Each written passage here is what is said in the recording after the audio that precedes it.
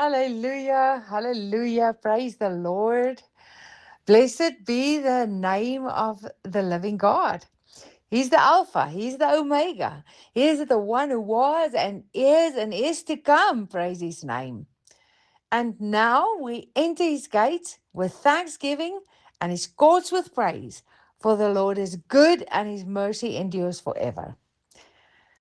From the rising of the sun to its setting, the name of the Lord is worthy to be praised. It is written, let everything that has breath praise the Lord. Let everything that has breath praise the Lord. And if you have breath in your body now, right now, under my voice, you already carry a reason to worship him. So, beloved of Jesus, I welcome you into this moment of truth, of healing, of just divine instruction. Not just a message to hear, but a word for surviving. And more than surviving, for overcoming, for walking in victory. Hallelujah. Now, the question the Lord asked me today is, what do you do when you receive bad news? You know, different people react differently. And Isaiah 37 opens up a very human moment where King Hezekiah receive this absolute terrifying news. And yeah, let us just be honest. You know, there's no person in the world that is exempt from bad news. It is almost mandatory. And it comes in different forms. It comes in a medical report. It comes as financial pressure, as family breakdown, as this, betrayal, loss, uncertainty about the future. Just things that was hidden that came out, scandal, shame. There's so many different forms of bad news, and bad news doesn't discriminate. It visits the righteous, it visits the unrighteous, and all alike. And and can I tell you, here is where many people collapse, not because the news is too big, but because the soul is unprepared for pressure. Some fall immediately. They just completely fall apart, collapse. They panic. They react. They make these rushed decisions that they really later regret. There's emotional chaos, and that emotional chaos, by the way, becomes their counselor. Then there's others, they go silent, they pretend everything is fine. They live in this denial. They bury the weight of what happened or what is busy unfolding on the inside of them. They smile in public, but they bleed privately. And that hidden burden slowly eats at them, piece by piece by piece. Their health, their faith, their power, their authority. And there is another way. There is another way. There is the kingdom way. Now, let us quickly just read what happened. When the field commander heard that the king of Assyria had left Lachish, he withdrew and found the king fighting against Libnah. Now, Sennacherib received a report that Tirakina, the king of Cush, was marching out to fight against him. When he heard it, he sent messengers to Hezekiah with the words, say to Hezekiah, king of Judah, do not let the God you depend on deceive you when he says Jerusalem will not be given into the hands of the king of Assyria. Surely you have heard what the king of Assyria have done to all the countries, destroying them completely. And will you be delivered? Did the gods of the nations that were destroyed by my predecessors deliver them? The God of Goshen and Haran and Rezep and the people of Eden who were in Tal Assar. Where is the king of Hamath or the king of Arpad? Where are the kings of Leir and Sepharvaim and Hena and Eva? Um, and this is what is happening. So Hezekiah did it the kingdom way. He didn't become scared. And I know that there are many of you that live this situation, where a specialist told you, do you want to disagree with the results, with the blood tests, with the scans? This is stage 4 cancer. You will die. There were once a specialist doctor that told a patient, and I'm sure he told many patients before her even, oh, you want to pray? You want to pray to God to heal your husband? It's too late for that. It's too late for a miracle. You know what? Buy yourself knee guards, because you're gonna damage your knees by all the praying that you will have to do, and it is useless. You have to just say goodbye. So many times you've been in a situation where people tell you, look at everything, look at your qualifications, look at the economy, look at what the people say, look at your track record, look at your past. You'll never get past that. This will never work. Who do you think you are? And this is basically what Hezekiah experienced here. Did you not see what I did, the king of Assyria? Do you want to tell me that your God will do something? Look at what happened to the other gods. I destroyed them. And don't let your God deceive you. So this is uh, the threatening way in which he spoke. And what did Hezekiah do?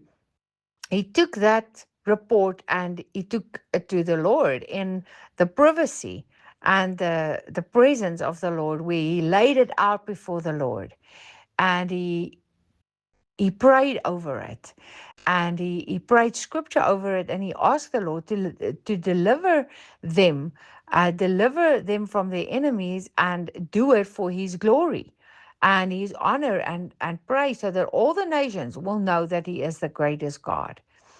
Um, and this is really the kingdom response. Now, in verse 14, this is where there is a turning point. Um, it says, and Hezekiah receives the letter from the hand of the messengers. He read it, and Hezekiah went up into the house of the Lord in his presence, and spread it before the Lord. That one action carries so much eternal wisdom. He didn't ignore it, he didn't amplify it, he didn't distribute it, he didn't strategize it in panic. He took it to God. Today people will think it's good, so they will tell everyone, they will tell the families, they will put a message out on Facebook, they will start to ask people to pray. They will start to, give reports on everything that is happening on Facebook. They will, you know, go over every detail of what is happening and what happened in the past and what will happen and what happened to other people. And in doing that, every time they speak um, and worsen their case. They prophesy um, reality and Satan's plans over that person. It is just so terrible. Um, and because Hezekiah took it to God, this is where revelation begins. The mature believer doesn't only receive bad news, they process it in the presence of God. So the first move was not to react, to tell everyone to, do all these things. It was to bring it to God. Hezekiah receives this letter filled with intimidation, with threats, with fear, arrogance, and also challenge. Do you want to tell me? This type of thing. So this is where most people lose their spiritual footing, and they will first react. But spiritual maturity is not seen in what comes to you; it's seen in what you do next. So this is so amazing because Hezekiah teaches us, and he says, um, you know, just think. Before you speak to people, before you respond in emotion, before you spread every detail, before you collapse internally, go to God. And there is something so powerful about refusing to make people your first point of processing. Those who trust in God,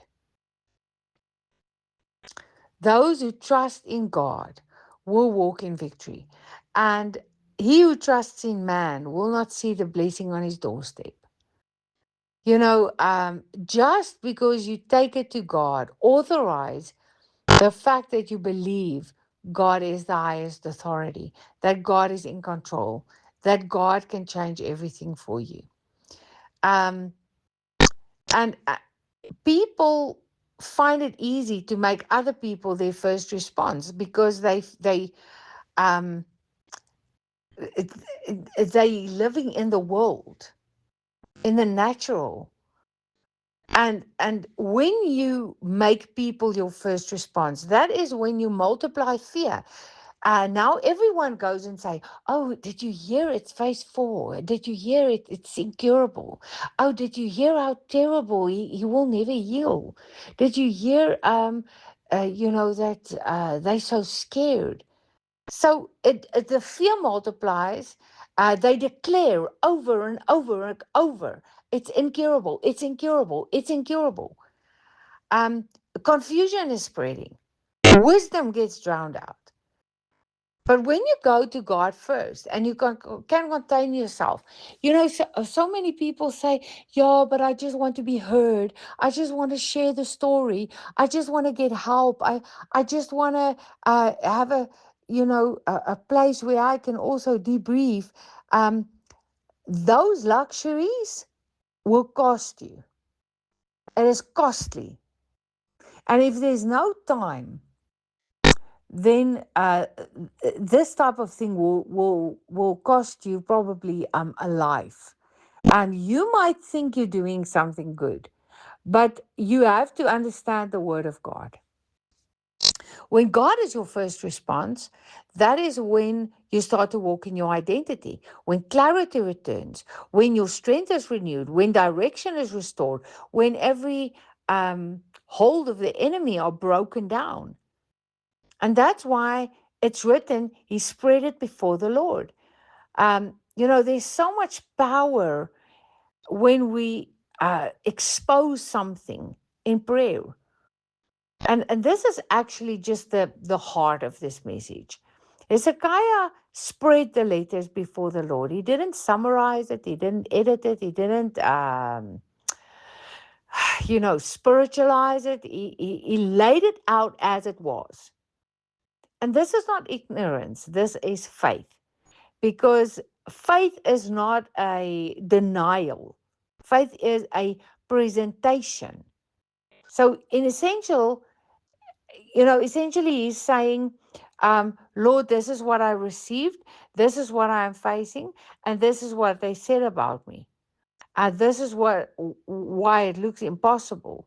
And now comes the revelation, because God is not intimidated by your reality. God wasn't intimidated by Hezekiah's reality. You do not need to first clean up your situation before you have to take it or can take it to God. You bring it so that he can clean it. There's so many believers that struggle with this. They pray these smart, polished prayers while their hearts are in pieces. God is not looking for a performance. He's looking for honesty. He's looking for your heart. He's looking for your heart, and he's judging your heart. When you look at people who receive bad news, there are always these that completely break down. And why do people break down under bad news? People collapse under bad news, and there's basically three reasons. They try to process the news alone. They isolate. They internalize. They don't talk about it. They carry, uh, what happened as if it never happened, and it was never meant to be carried without God.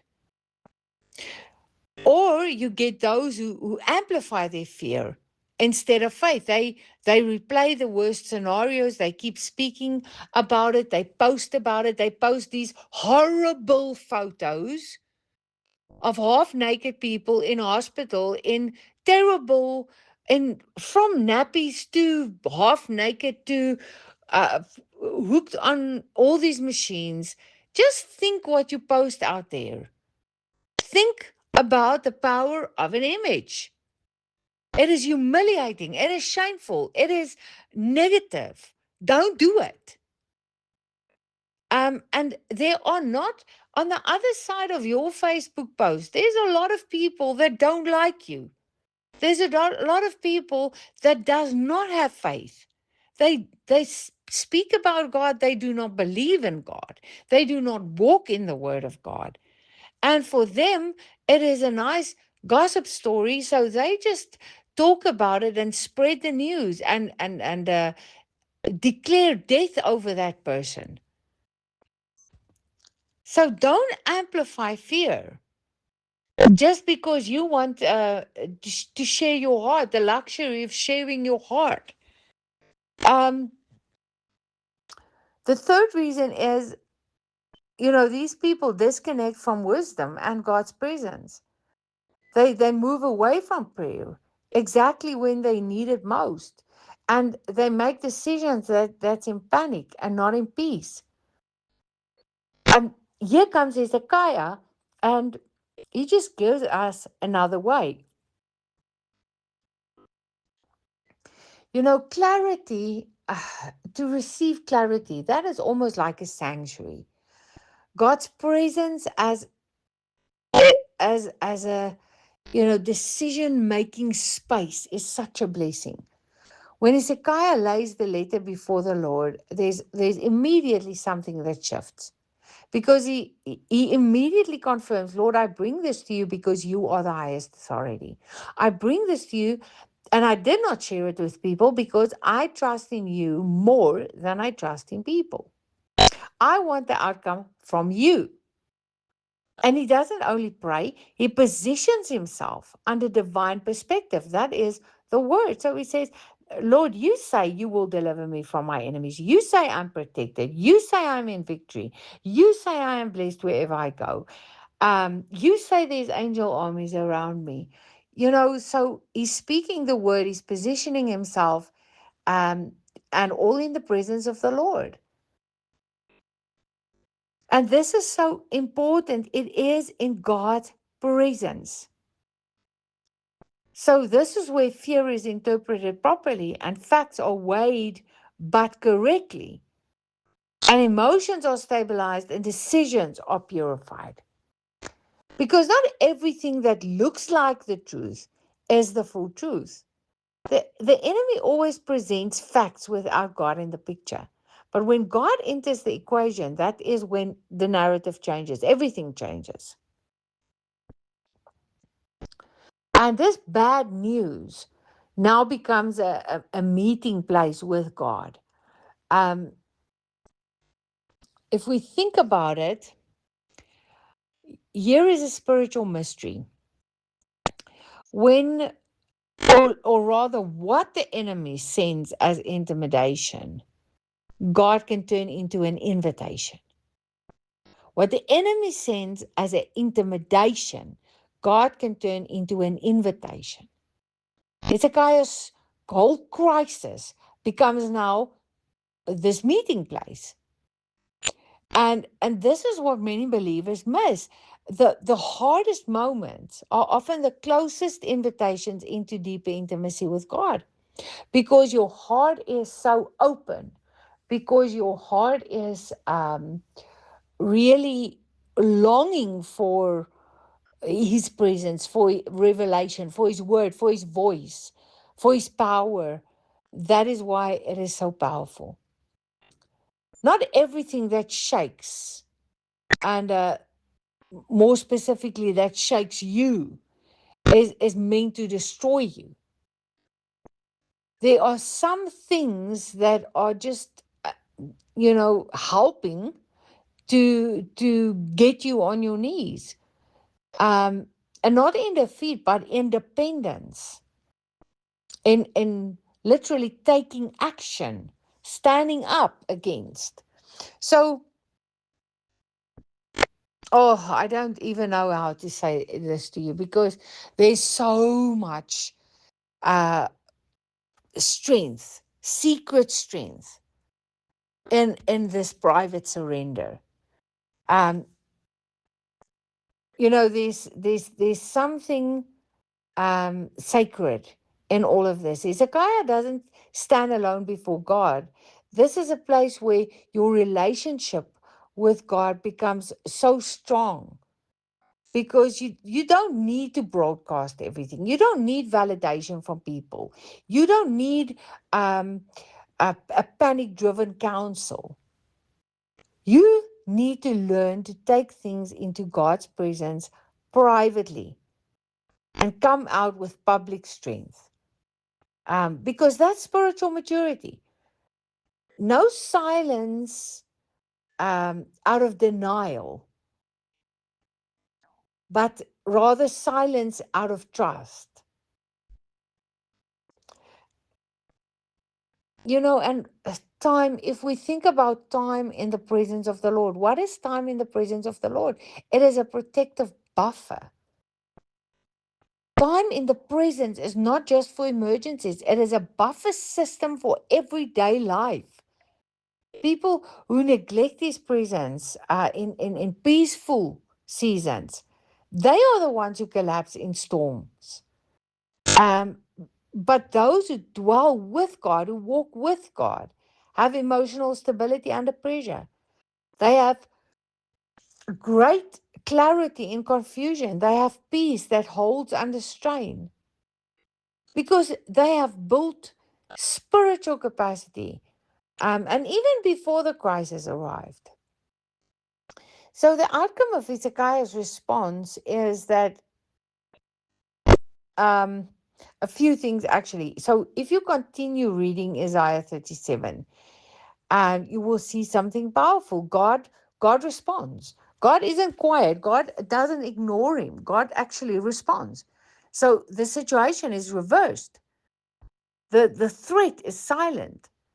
The enemy is now dealt with, and not because Hezekiah literally tried to fought harder. It is because he was positioned better, because his position was better.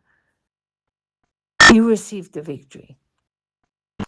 Now, we have to ask ourselves, what do I do with bad news when I receive this terrible news? What do I do? And this is the instruction that God gives us. When bad news comes, don't collapse, don't conceal, don't circulate in panic, don't prophesy this, don't act in emotional haste, but take it to the Lord, spread it before Him, sit in His presence, and let His word interpret what you are facing. Um, Start to stand up in your identity in Christ. Start to declare who God is. Start to declare His power. Bring it in line with the situation. Because in Him, fear loses authority. Confusion loses a voice. And wisdom just starts to take over, because peace is busy returning and direction now becomes clear. And what looked like this dramatic ending now becomes a testimony. Hallelujah. Hallelujah. And this is such a great lesson for us. Today, people feel that if you share every detail of everything that is going on with you, that is good. Um, yeah, it's not. It's never good. You can find, a small council of people you trust, people that will not gossip and spread the word, and ask them to pray. Ask them to pray over you. Ask them to stand in faith with you.